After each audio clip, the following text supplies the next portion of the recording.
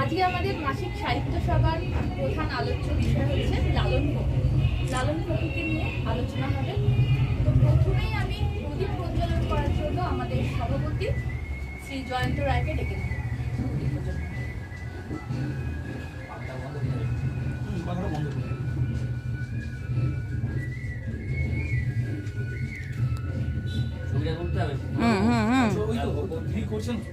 এক জায়গা থেকে হোক সব সেটা চলে এসো। তুমি এইখানটায় চলে এসো, এখানটায় কেউ যাবে না কারণ ওটা বাথরুমের দিক তো।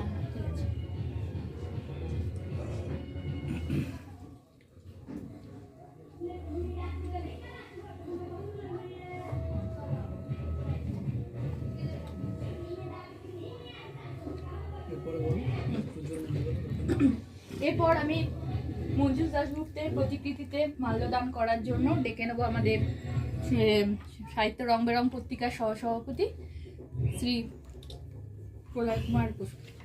কৌমার যে অনেকদিন আগে চলে গেছে। ও আচ্ছা আচ্ছা, যাই হোক। সেটা সবচেয়ে ভালো হবে। এতবার মানা না, তার পরিপাটি হয়ে যেতে হবে।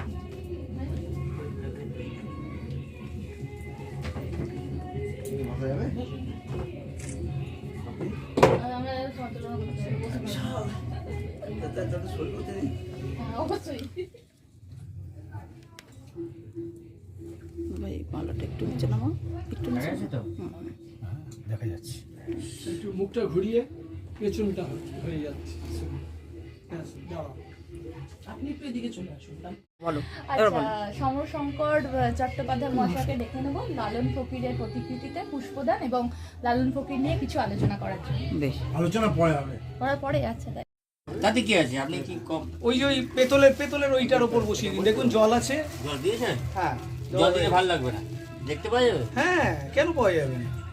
বসান বসান বসান বসান।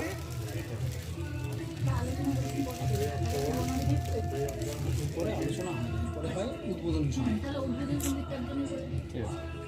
আচ্ছা, আমার যেটা ভালো লাগে সেটা হচ্ছে উনি জাতি ধর্ম নির্বিশেষে, কোনো জাত বা কোনো ধর্ম নিয়ে ওনার কোনো রকম কোনো একগুয়েতা বা কোনো রকম কোনো কিছু ছিল না। জাতি ধর্ম নির্বিশেষে মানুষ, ওনার কাছে মানুষই ছিল বড় কথা। এবং উনি এমন একজন সাধক যার মৃত্যুর 129 বছর পরেও তিনি এখনো তার গানের মধ্যে বেঁচে আছেন। তার গানের মধ্যেই তিনি বেঁচে আছেন, কারণ তার সম্পর্কে আমরা খুব বেশি কিছু জানতে পারি না, যেহেতু তার সম্পর্কে বেশি কিছু লেখা আমরা কোনোদিন পাইনি, কারণ উনি লিপিবদ্ধ করে রেখে যাননি। যেটুকু আমরা জেনেছি ওনার যারা শিষ্য তাদের মারফত, যেটুকু আমরা জেনেছি, বা ওনার গানগুলো যেগুলো, তো ওনার গানের মানে প্রথম ওনাকে দিয়ে শুরু করতে গেলে যেটা আমার মনে হয়েছে 2-4 লাইন, আলোচনা তো অবশ্যই তারপর চলবে। সব লোকে কয় লালন কি জাত সংসারে, সব লোকে কয় লালন কি জাত সংসারে, লালন বলে জাতের কি রূপ, লালন বলে জাতের কি রূপ, দেখলাম না এ নজরে, সব লোকে কয় লালন কি জাত সংসারে। আমাদের আজকের প্রধান অতিথি শ্রী সমরশঙ্কর চট্টোপাধ্যায়কে অনুরোধ করব ওনাকে নিয়ে 2-4 কথা বলার জন্য। মহানুভব কাদের বলে? যাদের ভেতরে স্পেশাল অনুভূতি আছে, স্পেশাল রিয়েলাইজেশন আছে, তাদেরকে বলে মহানুভব। এই মহানুভবতা যদি কোনো সামাজিক কাজে, মানুষের বিকাশের কাজে, মানুষের সমাজের কাজে হিতার্থে যদি লাগানো হয়, প্রয়োগ করা হয়, অ্যাপ্লাই করা হয়, তবে তিনি হচ্ছেন মনীষী। মোহাম্মদ ইউনূস উনি কিন্তু একজন মহানুভব। ওনার রিয়েলাইজেশন, থটস অফ রিয়েলাইজেশন আমাদের থেকে আলাদা, কিন্তু উনি ধ্বংসাত্মক কাজে ওটাকে অ্যাপ্লাই করেছেন। মারদাঙ্গা, জাতি ভয় প্রথা, এই সমস্ততে, যার জন্য উনি মনীষী নন, কিন্তু সেদিক দিয়ে মনীষী হচ্ছেন লালন। তার যে সৃষ্টি, 3টে জিনিস তিনি সমাজকে দিয়েছেন। একটা হচ্ছে তার মানবিক দৃষ্টিভঙ্গি দিয়ে, তার লালন দর্শন, মানুষের জীবন রহস্য নিয়ে তার যে দর্শন, এটা এবং সেই যে দর্শনটাকে অ্যাপ্লাই করার প্রক্রিয়া সেটা 2, 3 নম্বর একটা সুস্থ বিনোদনের বার্তা দিয়েছেন। একটা টাইম 3টে জিনিস দিয়েছেন সমাজকে, হ্যাঁ, এবং যা দিয়েছেন কাস্ট অ্যান্ড ক্রিড সমস্ত বর্ণ ব্যতি রেখে, যার জন্য উনি কিন্তু মনীষী।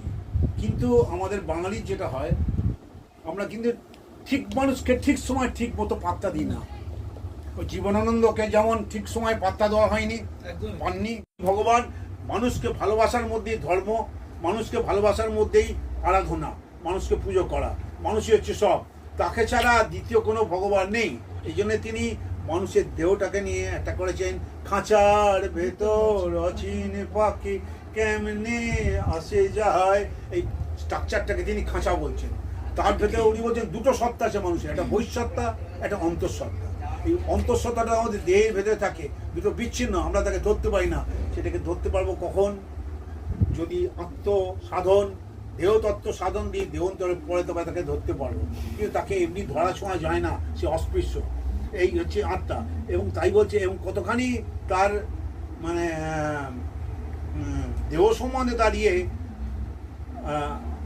8টি 9 দরজাটা মাঝে মাঝে বরকা কাটায়। 8 কোটিটা কি? 8টা ক্যাভিটি ভেসেলস। আমাদের যে ভেতরে শরীরের ভেতরে 8টা ক্যাভিটি আছে। এই মাথার খুলি, দুটো ফুসফুস, একটা হৃৎপিণ্ড, পাকস্থলী, হ্যাঁ, দুটো কিডনি, একটা কোলন, এই 8টা কোলন। আর 9 দরজা কি? 9টা ইন্দ্রিয়, দুটো চোখ, দুটো কান, দুটো নাক, একটা মুখ, মলদ্বার, আর যাই হোক, এই দুটো নিয়ে 9খানা দরজা। তো এইগুলো নিয়ে একটা মানব দেহের সৃষ্টি। এবং বলছে একে যদি আমি ধরতে পারতাম, যদি ধরতে পারেন তাহলে পরমাত্মা মানে অমর হয়ে যেতাম। কিন্তু সেটাকে ধরা যায় না, সেটাকে ধরা যায় না। এই যে তার দেহতত্ত্ব, এটা অসাধারণ দেহতত্ত্ব।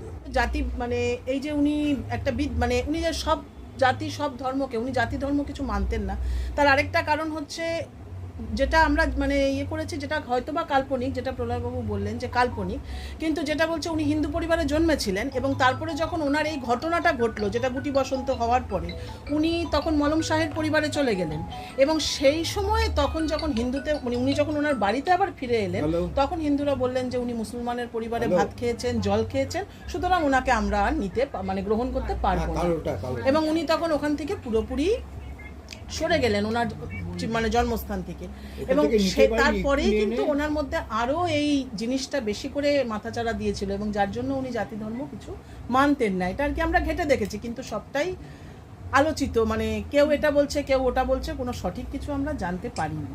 যাই হোক, ভীষণ সুন্দরভাবে শ্রী সমরবাবু আমাদের বললেন। পরবর্তীতে আমি শ্রী স্বপন কুমার ভট্টাচার্য মহাশয়কে অনুরোধ করব। খুব দুঃখের, তার জীবনটা কিন্তু খুব কষ্টের।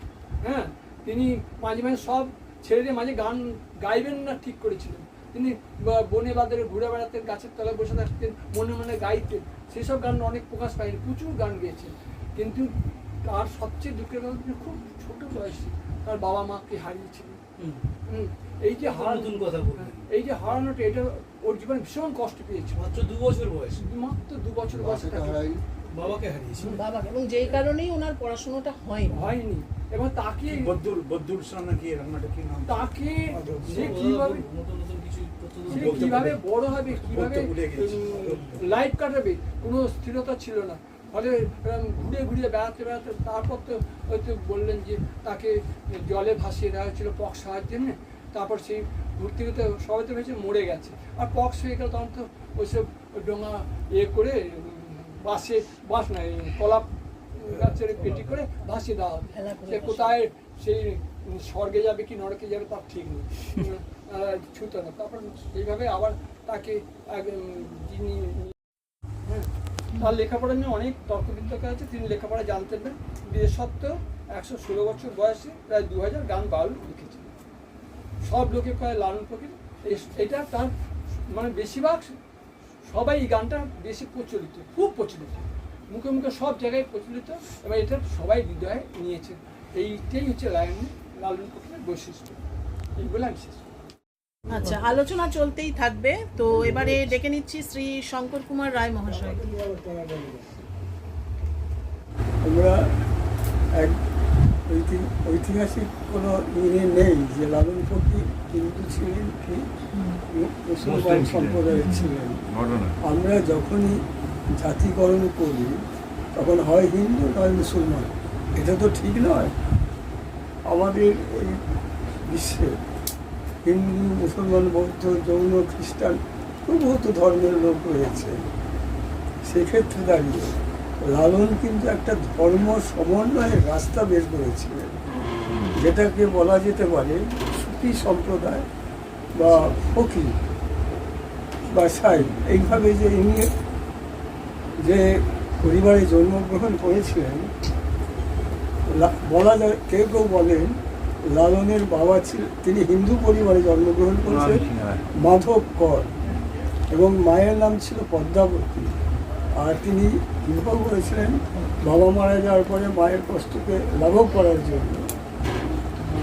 যাকে বিয়ে করেছেন তার নাম ছিল বিশাখা।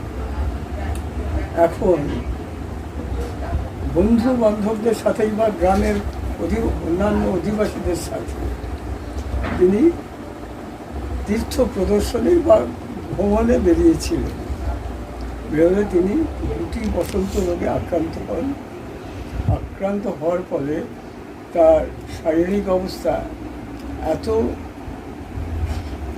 ছিল, ডিটোরিয়েট করে গেছিল যে বন্ধুরা ভেবেছেন তিনি বোধহয় মারা গেছেন। ওকে নিয়ে আর কি করবো, নদীর জলে ভাসিয়ে দিয়েছেন কলার ফেলা জানি না। গানের মধ্যে দিয়ে ঘুরে ঘুরে তার প্রভাবটা বিস্তার করতে পেরেছিলেন, মানুষকে ভাবাতে পেরেছিলেন, মানুষ তার ভাবনায় ভাবিত হয়েছিল।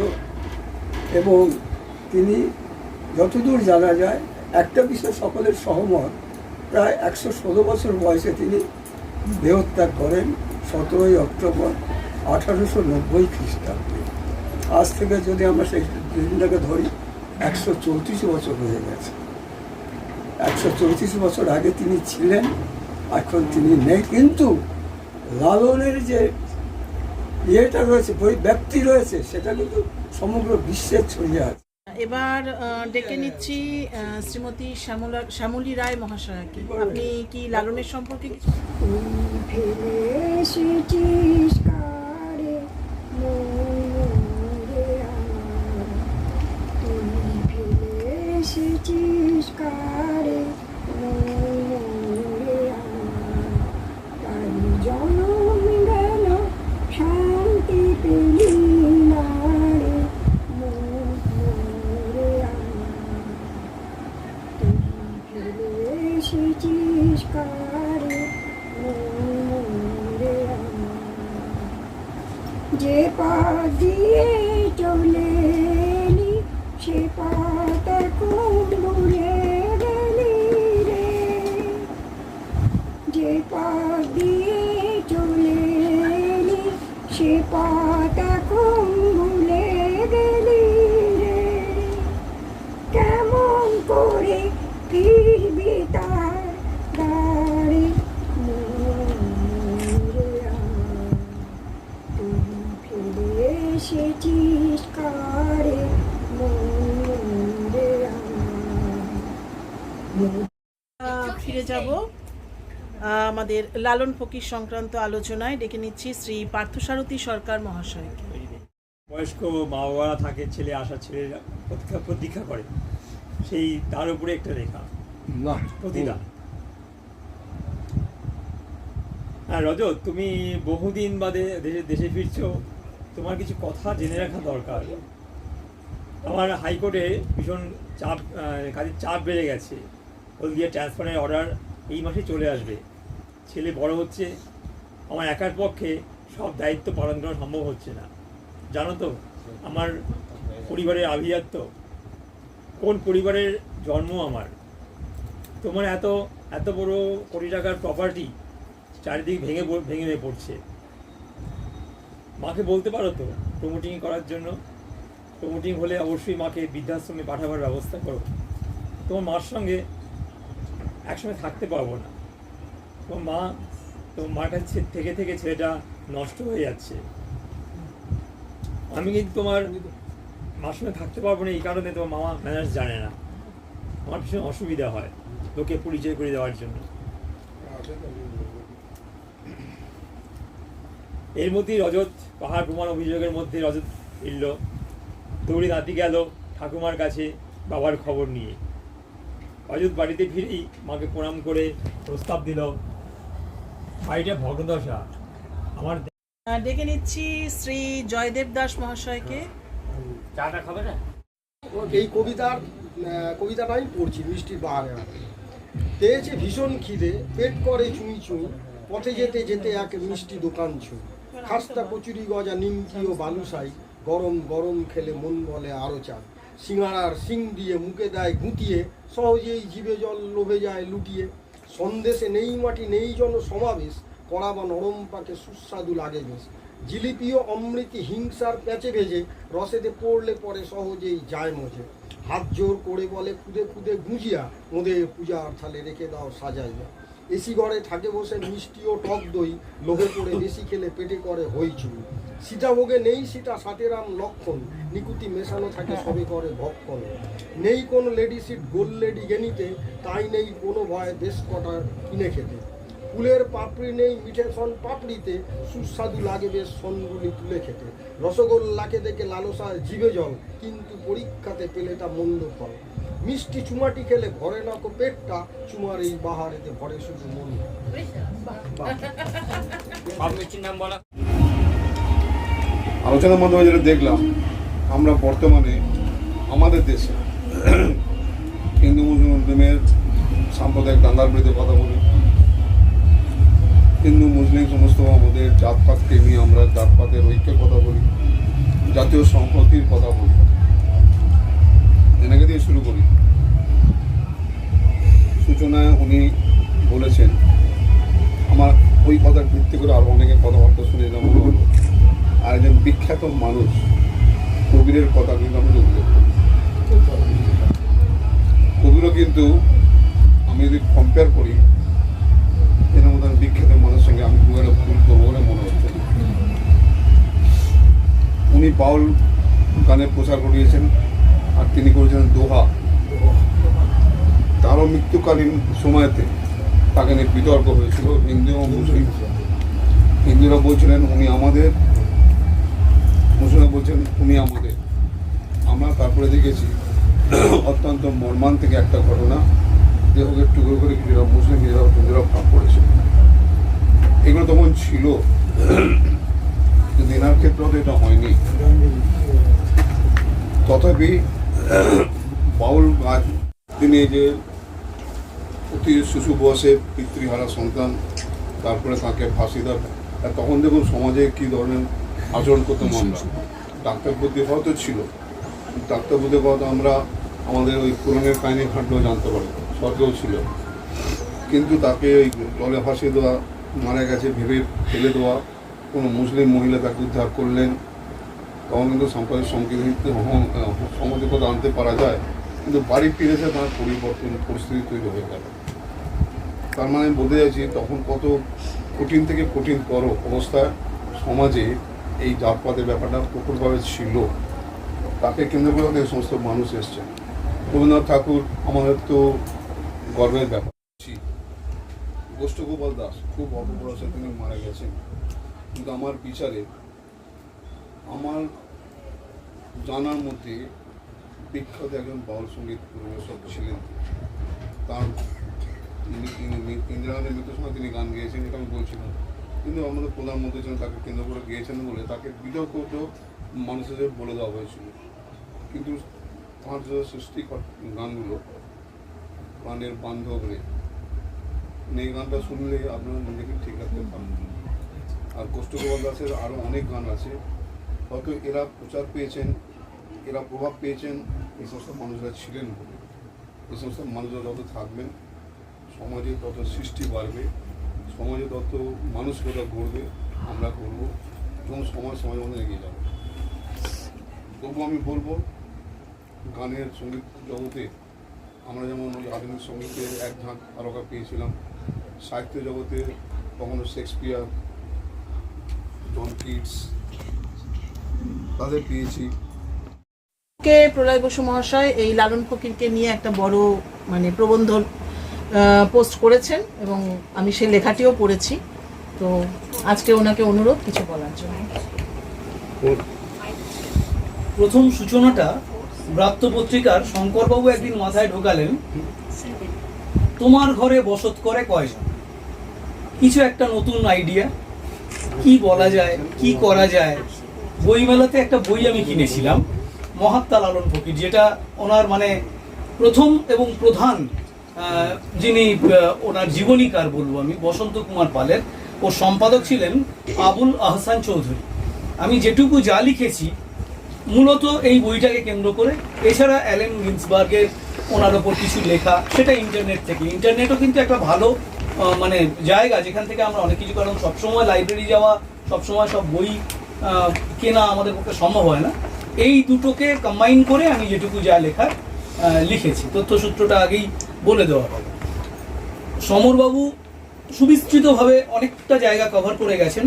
নতুন কিছু জিনিস জানাই যেগুলো হয়তো আলোচনার মধ্যে হয় উনি ভুলে গেছেন অথবা আননোটিস থেকে গেছে, সেই জিনিসগুলো খালি শুধুমাত্র 250 বছর পূর্তি বা 134 বছর মৃত্যুর পূর্তি, এই দুটোই বড় বিষয় নয়।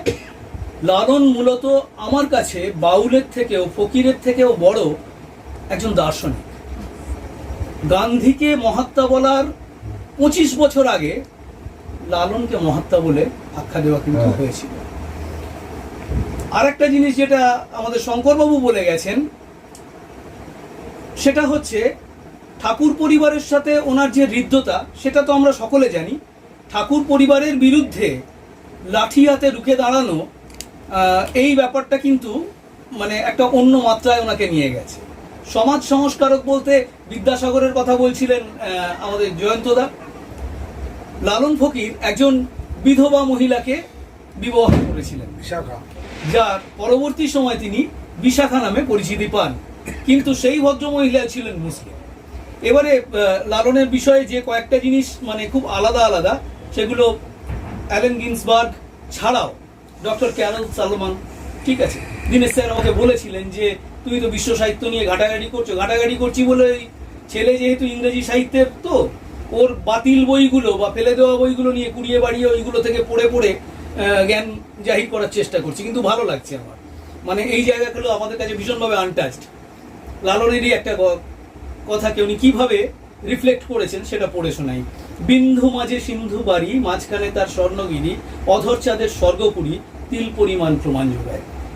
অ্যালেন গিন্সবার্গ কিভাবে এটাকে এর দ্বারা প্রভাবিত হয়ে আফটার লালন কিভাবে লিখছেন, দেখুন কি গভীর প্রভাব পড়ে। জীবনানন্দের লেখাতেও আমি পাশ্চাত্য সাহিত্যের প্রভাব নিয়ে মাঝখানে অনেক কিছু লিখেছিলাম, কখনো কোনোদিন আলোচনা করব।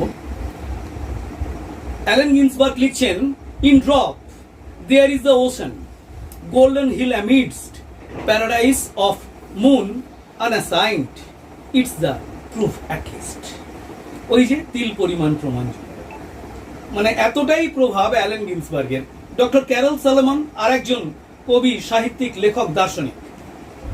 আজকে সমরদা বলছিলেন সারা বিশ্বে বিভিন্ন জায়গায় লালনের, পেনসিলভানিয়া, অস্ট্রেলিয়া, নেদারল্যান্ড, আমেরিকা, মানে কত জায়গায় যে লালনের নামে কত ইনস্টিটিউট, লালনের নামে এমনকি হলিউডে সিনেমার পর্যন্ত, পুরস্কার পর্যন্ত দেওয়া হচ্ছে।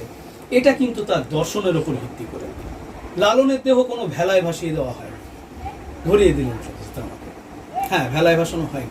সেই সময় গুটি বসন্ত এত ভয়ঙ্কর সংক্রামক রোগ, এবং সেই সময় চিকিৎসা ব্যবস্থা এতটা উন্নত নয়। জীবিত অবস্থায় কলা পাতায় মুড়ে ভাসিয়ে দেওয়া হয়েছিল কালিদহ নদীর জলে। কালাম শাহ প্রথম, ওই যে মতিজান বিবি, ওরই একজন সহোদর, উনি প্রথম দেখতে পেয়েছিলেন। তারপরে 4 ভাই মিলে তুলে নিয়ে আসেন। দেখতে পেয়েছি কালাম শাহ, তো ওনার হাজব্যান্ডের নামটা বোধহয় অন্য, মলম শাহ। মলম শাহ হচ্ছে ওনার হাজব্যান্ড, কিন্তু দেখতে প্রথম পেয়েছিলেন কালাম, ওর কোনো, হ্যাঁ, সে ভাইদেরকে ডেকে আনে। তার ভিতরে একজন ক্যারল সাহেবের কথা, গিন্সবার্গের কথা তো বললাম, আরো হয়তো অনেকে আছেন আমার সেটা জানার বাইরে। আপনারা সবাই ভালো থাকুন, সবাইকে দীপাবলির শুভেচ্ছা। আমরা দু একটা ঘোষণা করে নিয়ে এদিকে মিষ্টি খায়। সেটা হচ্ছে যে 1 নভেম্বর বিভূতিভূষণ বন্দ্যোপাধ্যায় প্রয়াণ দিবস চলে গেল। আগামী বছর তার মৃত্যু 75 বছর। স্বাভাবিকভাবে আমরা প্রতি মাসে যে কবিতা বিষয় রাখি, এই 30 নভেম্বর লেখা পাঠানোর শেষ। এটাতে যেমন বিভূতিভূষণের কবিতা উনি রায়পাড়াতে, স্মৃতি রায়পাড়াতে শক্তিপদ রাজগুরুর বাড়িতে প্রায় উনি আসতেন এবং পাশাপাশি বসে যে ধরনের গল্প করতেন, আমি আমার সাংবাদিকতা জীবনে শক্তিপদ রাজগুরু একটা ভূমিকা বিশাল। তার কারণ হচ্ছে ওনার কাগজে আমি প্রথম সাংবাদিকতা শুরু করি। 1 নম্বর কালীচরণ ঘোষর স্মৃতি থেকে এই সময় বলে একটি পত্রিকা, ট্যাবলয়েড পত্রিকা, যা প্রতি শুক্রবার প্রকাশিত হতো। এই পত্রিকাতে আমি প্রথম কাজ শুরু করি। স্বাভাবিকভাবে শক্তিপদবাবুর বাড়িতে আমি প্রায় যেতাম। সেইখানে মেঘে ঢাকা তারা থেকে শুরু করে, অমানুষ থেকে শুরু করে নানান রকমের আলোচনা যেমন থাকতো বিশ্ব সাহিত্য উপর। এবং এই অমানুষটা টোটালটাই জনকেন্দ্রিক আপনার চলচ্চিত্র। সেখানে 3 মাস উনি সুন্দরবনে পৌঁছেছেন শক্তিপদবাবু। সেইখানে তারাদাসবাবু এসে শক্তিপদবাবুর সঙ্গে যেভাবে গল্প করতেন, আমি পাশ থেকে বসে সেখানে বিভূতিভূষণ বন্দ্যোপাধ্যায় নানান আলোচনা আসতো। সেই ভালোবাসা আমাকে এটাও অনেকটা কুয়ে খেয়েছে। আমি অবাক লাগতো যে তার ছেলেকে আমি সামনে দিয়ে দেখতে পাচ্ছি। এটা হচ্ছে আমার কাছে একটা বড় প্রাপ্তি। হ্যাঁ, আজকের দিনে থাকলেও তো অনেক কিছু মোবাইল অনেক কিছু বন্দি করে রাখতাম। তখন তো সেটা কিছু না, কারণ সেই সালটা হচ্ছে 1994 সাল, বরানগর মিউনিসিপ্যালিটি 125 বছর পূর্তি। স্বাভাবিকভাবে সেই দিনগুলি আমার কাছ থেকে দেখার সুযোগ হয়েছে। এখন এই লোকটা সামলাতে পারলাম না বলেই আমি বিভূতিভূষণ বন্দ্যোপাধ্যায়কে রাখলাম যে তার মৃত্যু 75 বছরকে একে শ্রদ্ধা জানিয়ে আমরা এটা রাখবো। আর তার আগের সপ্তাহে যদি যেহেতু প্রথম সপ্তাহে সাধন, সেখানে সাধনও যদি বিভূতিভূষণ বন্দ্যোপাধ্যায়কে রাখে আমার কোনো আপত্তি নেই, বলছে ভালো হবে যে তাকে চর্চাটা ভালোই হবে। আমি শুধু একটা কথাই বলবো যে ওই হিন্দু না মুসলমান, আমি এসব বিতর্কে না যে ওই স্বভাবজ্ঞ মানুষ সত্য, হ্যাঁ তাহা সেই চন্দ্রাসে এই কথাটাই আমি মনে করি। এটাই যেন আমাদের হৃদয়ে চির সত্য হয়ে জাগরিত হোক, এই বলে কবিকে আমি শ্রদ্ধা জানালাম। আর যেটা বলতে চাইছিল এরকম করে যে তার গানের সংখ্যা নিয়ে কেউ বলছে 1522, কেউ বলছে 1822, তাতে যা আসে কি আমাদের। উনি যে গান সৃষ্টি গেছে তা আমার হৃদয়, প্রতিটা মানুষের হৃদয় মানে কে অনুকরণ করে। এই বলে আমি একটি রবীন্দ্রসঙ্গীত আজকে গাওয়ার চেষ্টা করছি।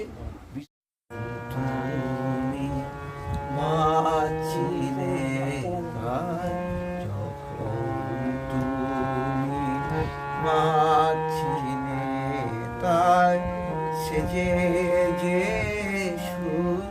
ব্যথা যখন তুমি মাছিলে তাই বাজাও বিনা ভুলাও সকল দুঃখের কথা।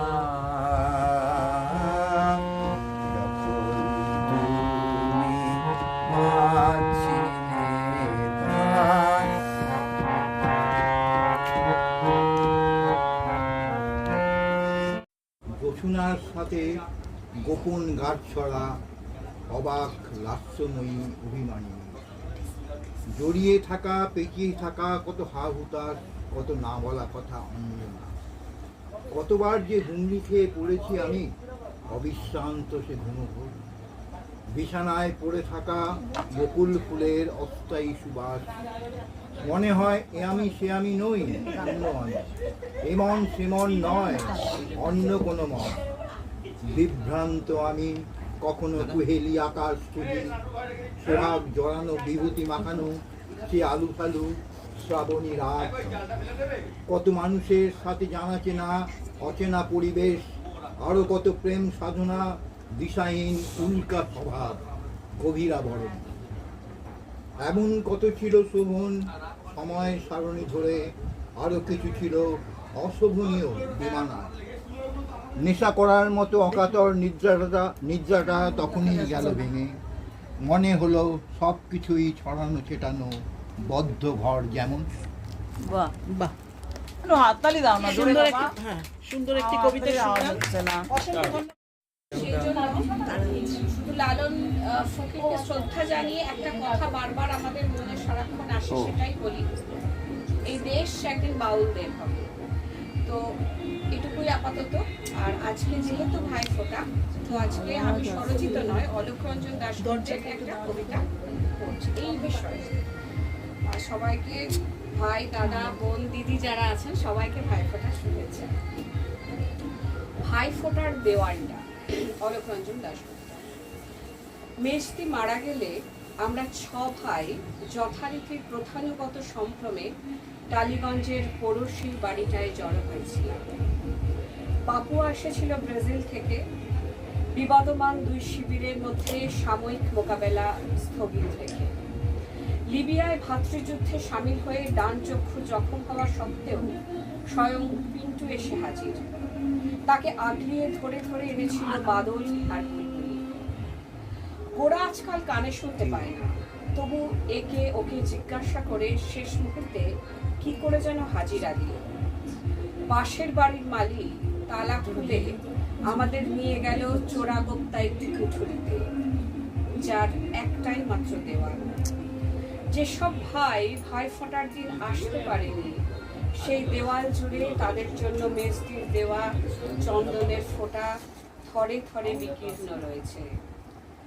প্রথমে অনপনীয় যুদ্ধাপরাধীর মতো নিজেকে মনে হলেও পরক্ষণে মনে হলো এ আমার জীবনের সর্বশ্রেষ্ঠ চিত্র প্রদর্শন। আদিতি না পাঠ করছি। স্বজন। আজ আমি স্বপ্ন দেখি স্বজন তোমা, বুক ভরা আশা নিয়ে স্বজন তোমার জন্য রোজ ফিরি আশায়। যেজন স্বজন হারায় আর তো পাওয়া যায় না ফিরে। কেউ বোঝে না স্বজন হারানোর ব্যথা, টাকা পয়সায় স্বজন যায় না কেন। স্বজন ব্যবহারে মনে করে উচ্চাটন, ইয়ার মাঝে লুকিয়ে থাকে প্রিয় স্বজন। রক্তের টানে হয় না প্রিয় স্বজন, হয় আত্মার টানে। বিষাক্ত স্বজন নেই কোনো দরকার, হৃদয়ের মিলনের জন্য স্বজন করে হাহাকার। আমি স্বচ্ছ স্বজন খুঁজে ফিরি বাড়ি বাড়ি, পিতা মাতা হয় স্বজন চিরকাল। স্বার্থপরতা স্বজন বুঝে নেওয়া দরকার, স্বজনের সাথে স্বপ্ন দেখো নতুন হবে পৃথিবী। স্বজনের স্মৃতি ছিন্ন হয় না, দূরত্ব হয় না, ভাটা পড়ে না। স্বজনের অনুভবের মধ্যে প্রদীপের আলোর মতো প্রকাশিত হয়। তো আওয়াজ। সবাইকে বিশু বিজয়ের পর এসেছি, তারপর কালী পুজো হয়ে গেছে, সকলকে একসঙ্গে বিজয়ের শুভেচ্ছাও জানাচ্ছি, শুভ দীপাবলির শুভেচ্ছাও জানাচ্ছি, ভাইফোঁটার প্রণাম জানাচ্ছি সবাইকে। আর আমি প্রথমে একটি স্বরচিত কবিতা পাঠ করব, সেটাই দেবী কালিকাকে নিয়ে লিখেছি। কবিতার নাম কালিকা। এটি পাঠ করার পর লালন ফকির সম্পর্কে অল্প কিছু বলে আমার বক্তব্য শেষ করব। কালিকা আমি লিখেছি, আমি তনয়া শ্রীমানি। মহাকালী শ্মশানালয় বাসিনী কৃষ্ণ বর্ণা, শঙ্করী ভদ্রকালী গৌর বর্ণা, ভয়ঙ্করী জয় মাতা মাতৃরূপে মর্তে পূজিতা, মুক্তকেশী চতুর্ভুজা ক্ষমা প্রদায়িনী, তিলক পালিতা মাতা অসুর বিনাশিনী, জ্ঞানদাত্রী বরদাত্রী সিদ্ধি প্রদায়িনী, মাতা তন্ত্রের জননী। এবার হাততালি দাও। লালন ফকির না, এটা কবিতার জন্য আলাদাই দিতে হবে। লালন ফকির সম্পর্কে অনেক কিছু বলেছে, কিন্তু লালন ফকির ছিলেন মূলত মানুষের আত্মা নিয়ে বলতে চেয়েছিলেন। তিনি বলতে চেয়েছিলেন যে মানুষের দেহের মধ্যে একটা মন বাস করে, সে মনটা মানুষের মন, কিন্তু সেটাকে তিনি অচিন পাখি বলেছিলেন। কিন্তু কেন বলেছিলেন? তার কারণ হলো মানুষ যখন পার্থিব ভোগ মানে নিয়ে বাঁচতে চেষ্টা করে, তখন তার সমস্যা কোথায় হয়? তখন তার সমস্যা হয় তিনি ঈশ্বরকে একটু দূরে রাখেন, কিন্তু সেটা নয়। মানুষকে বুঝতে হবে তিনি যেটা বলতে চেয়েছিলেন, তার দর্শনের মূল লক্ষ্যই ছিল যে আত্মাকে চেনা, অর্থাৎ অচিন পাখি মানুষের দেহের মধ্যে বাস করে। মানুষের মন অর্থাৎ আত্মাকে চেনা, মানুষের মনকে বোঝার চেষ্টা করা সেটা খুব গুরুত্বপূর্ণ বলে মনে করেছিলেন। সেই জন্যে তিনি এই গানটি লিখেছিলেন যে খাঁচার ভিতর অচিন পাখি কেমনে আসে যায়। অর্থাৎ মানুষের মন, এই যে মনটা, যে মানুষের আত্মাটা সেই খাঁচার মধ্যে বন্দি হয়ে রয়েছে, কিন্তু একে তো বন্দি করা যায় না, কারণ এই মন, এই আত্মা মানুষের দেহের মধ্যে, খাঁচার মধ্যে আসা যাওয়া করে। সেই আত্মাটাকেই মানুষকে বুঝতে হবে, অর্থাৎ সাধনার মাধ্যমে এই পার্থিব জগৎ থেকে, এই চাহিদা থেকে নিজেকে ভগবত প্রেমে উত্তীর্ণ করে পরমাত্মার সঙ্গে নিজেকে একত্রীভূত করতে হবে। লালন ফকিরকে নিয়ে অনেক আলোচনা করলাম। আমি শুরুতেও লালন ফকিরের একটি গান 4 লাইন গেয়েছি, আর শেষ সমাপ্তি সঙ্গীত আমাদের গৌরী ম্যাডাম করবেন। তাই যেহেতু লালন ফকিরের আলোচনা এই পর্যায়ে শেষ, তাই শেষে আবার 4 লাইন। খাঁচার ভেতর অচিন পাখি কেমনে আসে যায়, খাঁচার ভিতর অচিন পাখি কেমনে আসে যায়, তারে ধরতে পারলে মন বেরি, ধরতে পারলে মন বেরি দিতে পাখির পায় কেমনে আসে যায়, খাঁচার ভিতর অচিন পাখি কেমনে আসে যায়। ব্যাস এইটুকুই। তোমার খোলা হাওয়া লাগিয়ে পালে, তোমার খোলা হাওয়া টুকরো করে কাছে আমি ডুবতে রাজি আছি, আমি ডুবতে রাজি আছি, তোমার খোলা হাওয়া লাগিয়ে পালে, তোমার খোলা হাওয়া। সকাল আমার গেল মিছে, বিকেল যে যায় তারি পিছে গো, সকাল আমার গেল মিছে, বিকেল যে যায় তারি পিছে গো, রেখো না বেদনা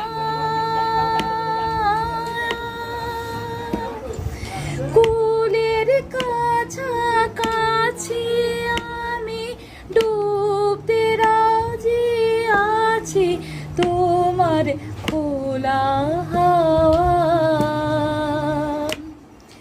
মাঝির লাগি আছি জাগি সকল রাত্রি বেলা, ঢেউগুলো যে আমায় নিয়ে করে কেবল খেলা, মাঝির লাগি আছি জাগি সকল রাত্রি বেলা, ঢেউগুলো যে আমায় নিয়ে করে কেবল খেলা, ঝড়কে আমি করব মেতে, ডরব না তার ভ্রুকুটিতে,